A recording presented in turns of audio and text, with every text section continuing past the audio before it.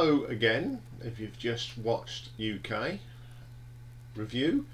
If not, hello everyone. Again, Iain from Ranking the Obscure here. This episode is one about album artwork, and today we're looking at what I've called the Corkers. My last video with all the stinkers. Today we're actually looking at ones I really do like and are fantastic pieces of art. So we've got 20 brilliant ones, and then there's a few honourable mentions that just didn't quite get there, but they deserve a bit of love as well.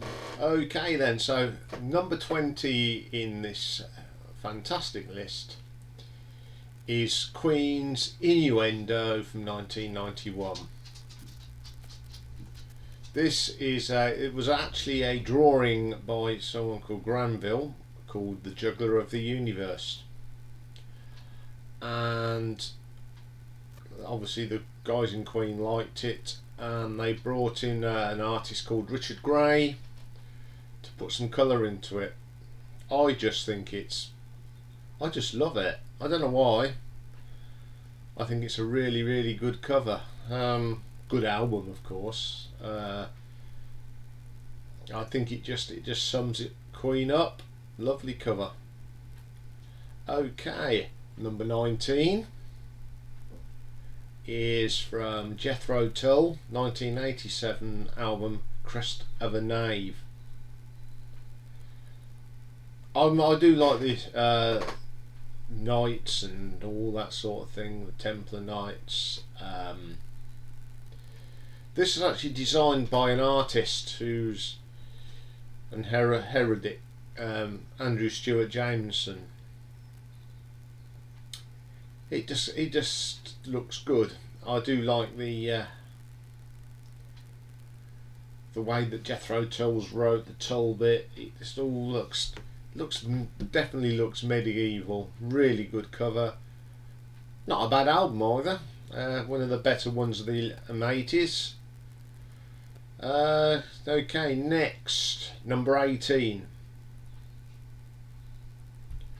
is one of my favourite albums, Dio's Holy Diver from 1982.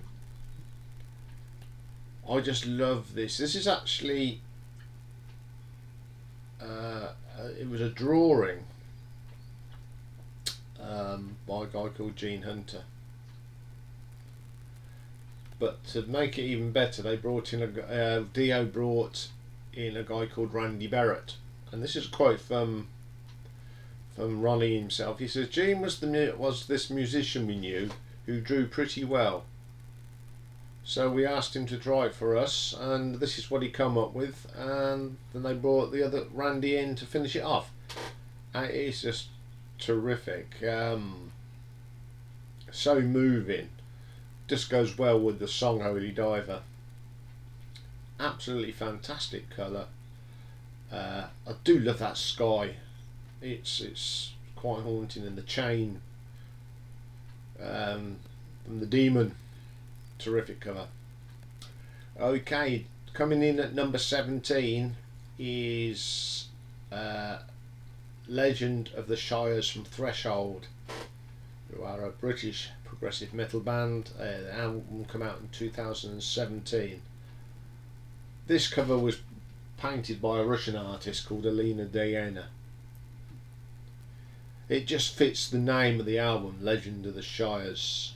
Got the church in the corner. And you know, if you've not heard this album, you listen to the album and they go, "Yep, this is the cover." I think it was one of the guys in the band said that, you know,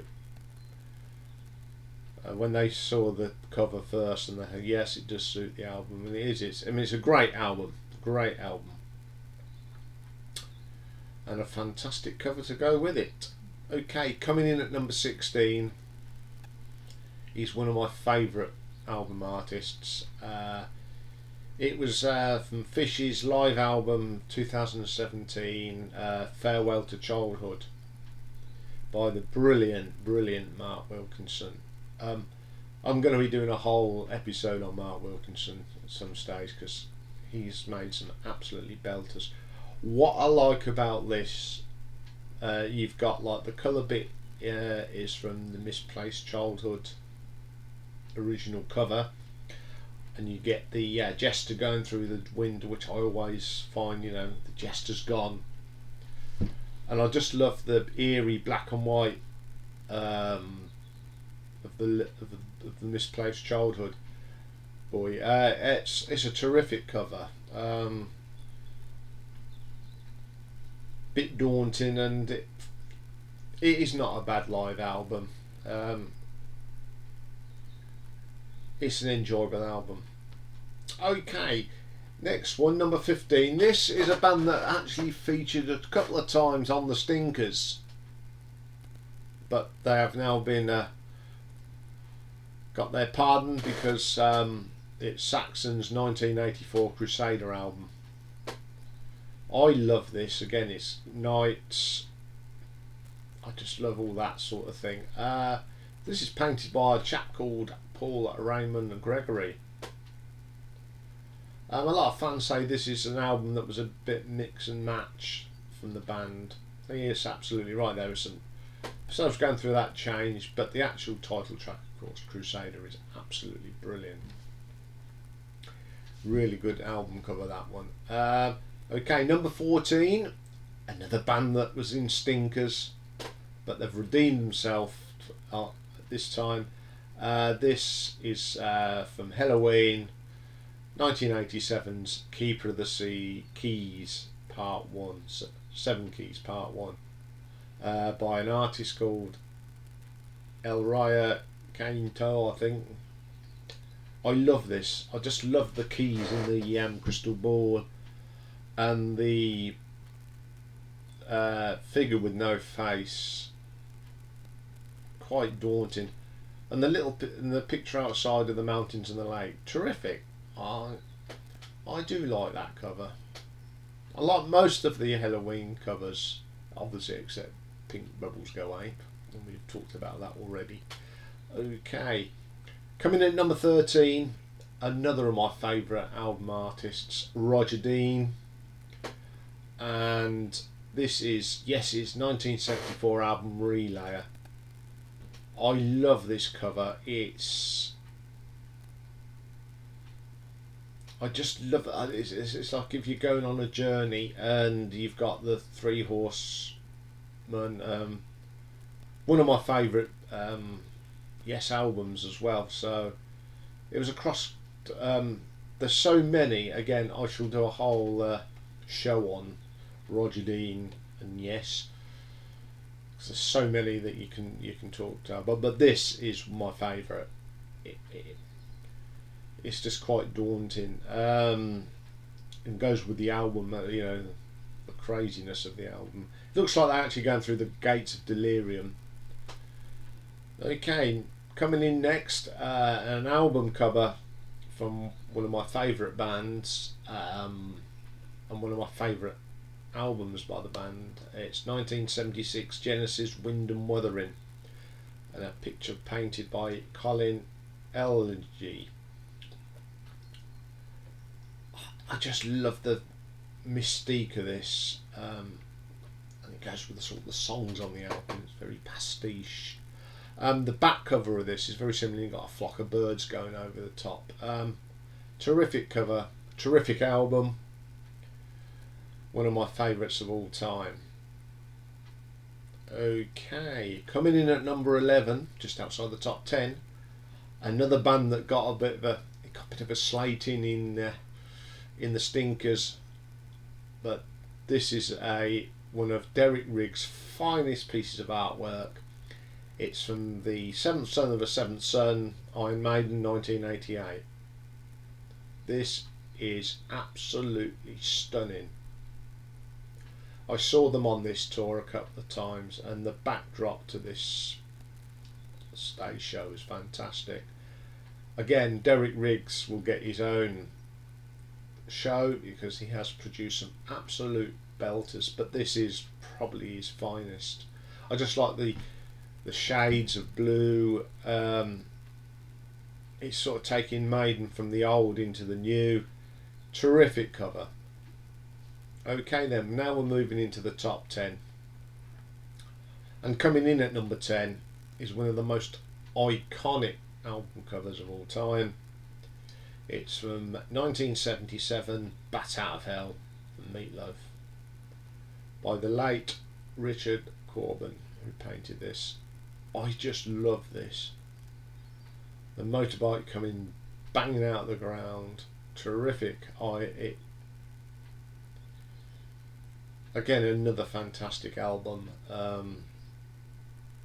But it's one of the most recognised album covers of all time as well. Absolutely terrific. Coming at number 9 is another iconic album cover. It's Jeff Wayne's War of the Worlds from 1978, painted by Mike Trim. Love this album. Always have, always will. And I love this picture of the Fighting Machine and Thunder Child. Chris Johnson, Thunder Child. Great cover. But I've never really been impressed with the TV and film versions of this. The 50s one was okay, a bit naff, but the Tom Cruise one was rubbish. The BBC did a version of this and it was all over the place, and it was set in the right time. So someone out there, will you please do a proper version of War of the Worlds for me? Thank you. Okay, but I do love that album cover. Okay then, number 9. Another of my favourite bands of all time. This is from 1970s, in rock, Deep Purple of course. I just love this. You got the Mount Rushmore, but instead of having the presidents, we've got Deep Purple. Such a cool cover. I found out when I was doing some research into this, the German version of this has not got a blue sky. It was created by a London design agency, Nesbitt, Phillips and Froome. Very cleverly done. Okay then, coming in at number 7, another Roger Dean. This time it's the debut album by one of my favourite bands, Asia. I love this cover. You can understand how Roger Dean got the gig for this. Obviously he's worked with Steve Howe in the past, John Wetton of course he's worked with, Jeffrey Downes, so he was an automatic person to do Asia's cover. I just love how that ball comes out of the sea with the serpent. Roger Dean actually designed their logo as well. Terrific. Again, I think Roger Dean will get a separate Asia love from me. Okay, coming in at number 6. This is a terrific cover from a band, progressive metal band, Symphony X, from their 2003 album The Odyssey. Probably one of their best albums ever. I love Greek mythology or anything like that, and that just depicts everything, and it depicts the track. Terrific album cover, like most of their album covers. We'll have, I'm sure that Symphony X will be around some time, so we'll have a look at them more, but I do love that one. That's my favourite one. Okay, coming in at number 5 is a band I don't know if you guys have heard of, but I love them. Imperial Age, Russian symphonic rock outfit, 2018's Legacy of Atlantis by an artist called Iain. This is just full of mystique. It's got pyramids in it. I love how he rises out of the sea. Again, no face. I think that looks brilliant. It's so daunting. Absolute belter of a cover. Okay. Next cover. One of the first albums I ever brought. I love the cover. It's Out of the Blue Electric Light Orchestra from '77. I just love this spaceship. Never got to saw them on this tour because I was only about 11 when this come out, but I had the original gatefold cover, and when you open it up, you've got the fantastic. It was actually designed by a guy called Sushi Nagata, and it's again an iconic album cover. Okay, we're now moving up into the near the top. Coming in at number 3, again one of my favourite albums of all time. It's Rainbow Rising, painted by Ken Kelly, who's renowned for doing mystique album covers and demons and that. I just love this. A mate of mine had the patch on the back of his denim jacket.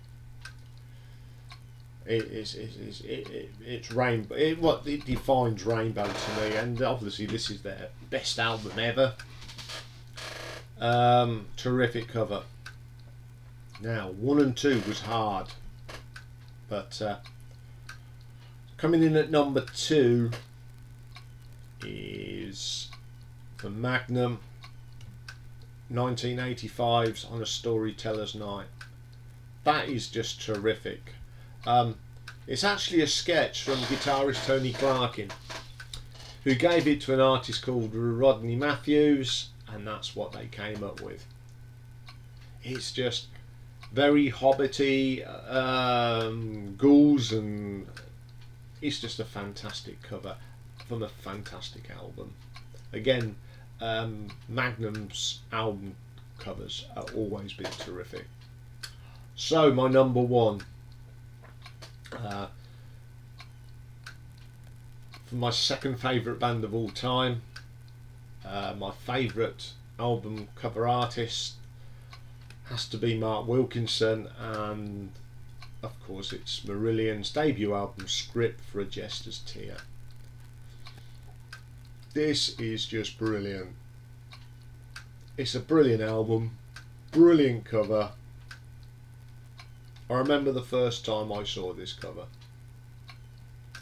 Totally blew me away. I mean, obviously I've got the album, and I'm a bit squeamish when it comes to things like tattoos. But if I was going to have a tattoo, that would be the kiddie. I just love that. It's just so theatrical. Absolutely brilliant. Okay, so that's the actual top 20, but I have got some really good honourable mentions that just didn't make it, but they are worth mentioning. Okay, the first one is, I don't know if you guys have heard it, it's an American sort of indie rock band called Dishwalla, and this is from their 2002 album, Opaline, by a guy called Michael Goddard. People think it's a bit eerie, but it's a statue that a life-size statue. Absolutely really good. Love it. Okay, next one. Another band that got a bit of a slating in the Stinkers. This is 2016 album from Dream Theater, The Astonishing. But all I'll say about this, it's an incredible cover. Great cover. But a long album that seems to go on and on and on. I just don't like this album very much. I've tried to listen to it over and over again, and I just can't get into it. But I do love the cover. Okay, another band that we will be featuring their albums, ranking their albums very shortly. This is from Evanescence, from their Synthesis album from 2017. I love this. This is the sort I'd have this painting on a wall. It's by a guy called P.R. Brown. Couldn't find out the other name, but these are the names because everything just says P.R. Brown. But a terrific album cover, nevertheless. Now Mark Wilkinson gets another mention, but it's not Marillion. It's from Europe. Prisoners of Paradise, 1991. Terrific album cover. It's got a sense of eeriness. I do like the eye in the middle of the pyramid there. Terrific one. And the final one in the thing is from a band called Transatlantic. Their second album from 2001, Bridge Across Forever. Now, I could not find for the love of money who painted this or designed it, but I just love, I mean, this spaceship, airship type thing that appears on most of their covers. But I just love it. It's a really, really good cover. Good album. If you haven't listened to Transatlantic, they're a proggy band. You've got Mike Portney in it, Peter Gervais from Marillion, Neil Morse, and the guitar player, I can't think of his name at the moment. I've gone blank. But go and check them out. I think there'll be a ranking of their albums at some stage. Okay, so we've had the good and bad of my album collection covers. Hope you've enjoyed them. As I said, I'll be looking more at particular artists in the upcoming weeks. So this is be the last one of this week. Everyone have a great weekend, and I will see you all back next week doing more of the stuff. So take care for now and have a great weekend.